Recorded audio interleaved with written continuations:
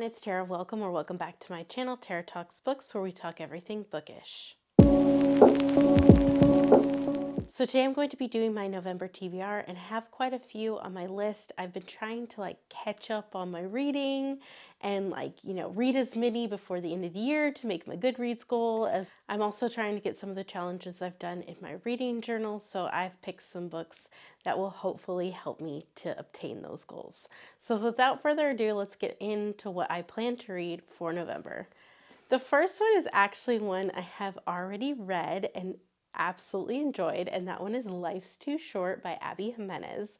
We actually just had the live show, so I'll link it in the cards above if you guys would like to check that out. So this one follows Vanessa, and she's actually like a big YouTuber, and she's like a travel vlogger.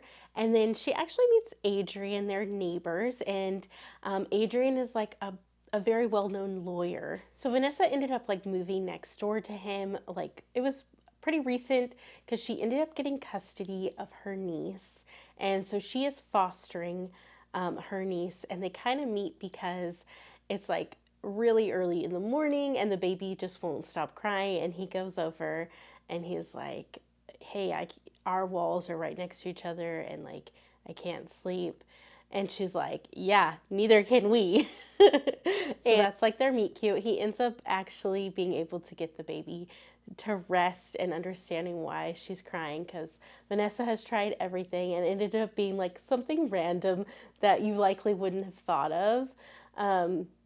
So I thought that was a cute aspect of the book, but this one definitely is very slow burn. It does deal with a lot of hard-hitting topics, but I just loved it. I ended up giving it a 5-star. And again, this was, I think, the only one I've read on my TBR, but that was because we had the live show for it, and I had to get it done. The next ones I have are actually ones that I'm in the middle of that I really just need to, get through, but they're physical books. So I've just been struggling to read physical books just because of time and life. So I've been leaning heavily on audiobooks. But the two that I'm going to mention is A Curious Beginning by Diana Raybourn. This is the first one in the Veronica Speedwell series. So I've actually started, I'm not very far in, but I'm enjoying it so far. It's like a historical mystery, and I really am enjoying Veronica's personality. She's kind of got a sarcastic personality, which I really enjoy in female characters. So I'm excited to see how this one progresses. And I know Terry really enjoyed it, so I really want to get through it. I was supposed to read it in October as a buddy read, and I just didn't get through it, unfortunately.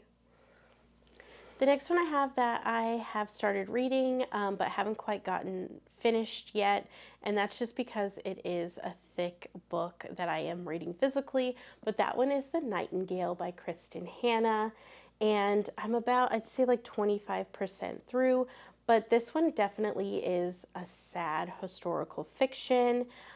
It does follow two sisters, and it is during World War II, and it is the German occupation of France. So both the sisters are French living in France, and it's the takeover basically of their country during World War II by the Germans. I'm definitely, like I said, I'm enjoying it so far, and I just need to sit down and read it. And I heard Karina over at She Dreams in Words say that she was going to read it, and I believe Dana Ella, correct me if I'm wrong, is also reading it, and so I wanted to join along with them there. And they're doing it on audio, and I sure hope that I could get through it in a week physically. I'm gonna try because I've already started. I feel like I can. The next one I have is For Tea and Biscuits with Tara and Bea, and our lovely book club community voted for This Earl of Mine by Kate Bateman. So I've read a couple of Kate Bateman, and I've really enjoyed them, so I can't wait to try this one. So this one, I believe, is the first one. Yes, so this one's the first one in the Bow Street Bachelors, and it says men who work undercover for London's first official police force and the women they serve to protect and wed. That sounds so good, just that little line. I don't need to know more. And it says, will a false marriage lead to true and lasting love? And that's really all I need to know, because one, it's written by Kate Baton, and two, it's a historical romance, so I'm going to read it. And at three, it's part of our book club. The next book I want to read is The Brazen Blue Stocking by Tracy Sumner, and this is book one in the Duchess Society, and this will actually be my first book by Tracy Sumner, so I'm really excited to get to it because I do love a blue stocking story. But this one says it's a Regency romance about a willful blue stocking who matches wits with a devilish scoundrel she never expected to desire with every beat of her heart. It says a defiant society outcast, a forbidding rogue who doesn't believe in love, and a passionate wager.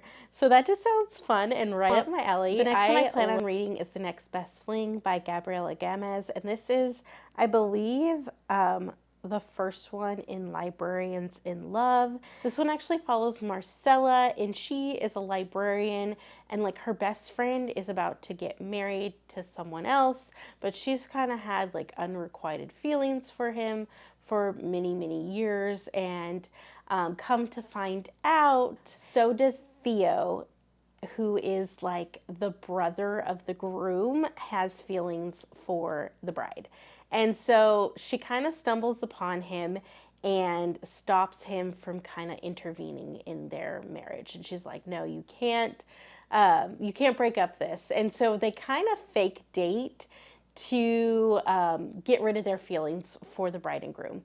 And it goes from there. I have started this one and I'm enjoying it so far. The next one is Perfectly Wicked by Lindsay Lovis. And this one, I actually had put it on hold quite a bit ago, obviously during the month of October, but it didn't come in until recently on my Libby app. So this one is like a witchy one, and it says, Charmed meets Ghostbusters in this magically wicked paranormal romance. So this follows Holly, and her sisters own like an apple orchard, and they serve like the best apple cider in Maine, courtesy of like a magical ingredient. However, the business or the orchard is still not doing well. So kind of to keep the family business afloat, she accepts a proposal to let like a ghost hunter series film, because there are like rumors that there's like a ghost on like the farm or the orchard. So Connor is the host of this show, and he comes and he obviously wants to look for a ghost, but he also has some different intentions. He's also looking for something else because some other mysterious things have happened at the orchard. And so he's kind of looking for that and trying to discover what's really going on. And obviously she's trying to hide it because I'm assuming it's witchy.